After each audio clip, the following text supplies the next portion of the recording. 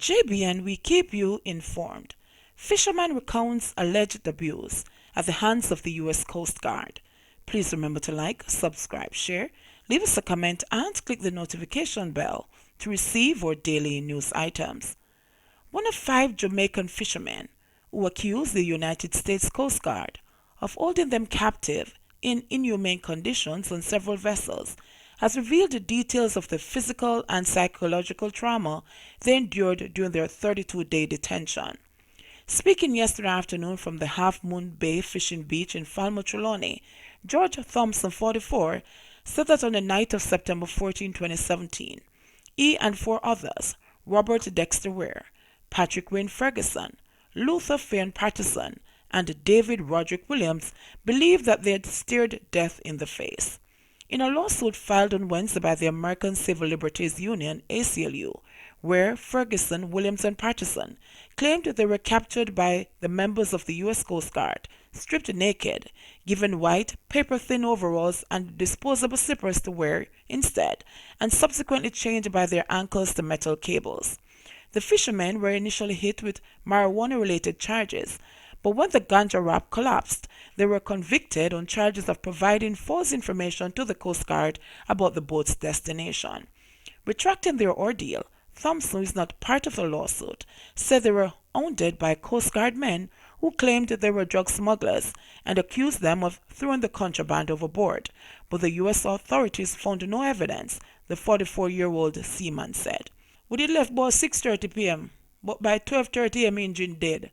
When the sun come up, we couldn't see no land, so we think so we did lucky when the U.S. Coast Guard come up alongside the boat, but it was the beginning of a trip to hell and back," said Thompson, a fishing veteran for almost 3 decades, insisting that they all had valid Jamaican IDs and fishing license. "Them try everything.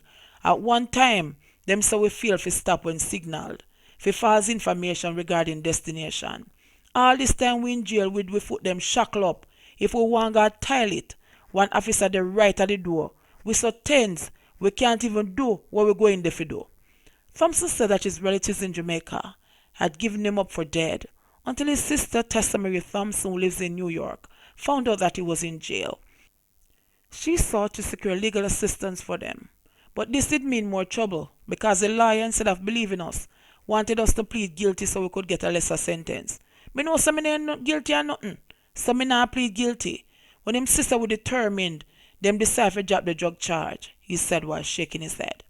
Having been deported after 10 months behind bars, Thompson said he has no regrets about not being party to the lawsuit, saying that his main concern was reuniting with his child, who was 2 weeks old when he had set sail. "We just wanted to get back my life on track.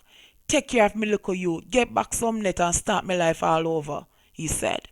In the ACLU lawsuit, the men said they told the Coast Guard that they had lost their way heading to Moran Keys where they had planned to fish.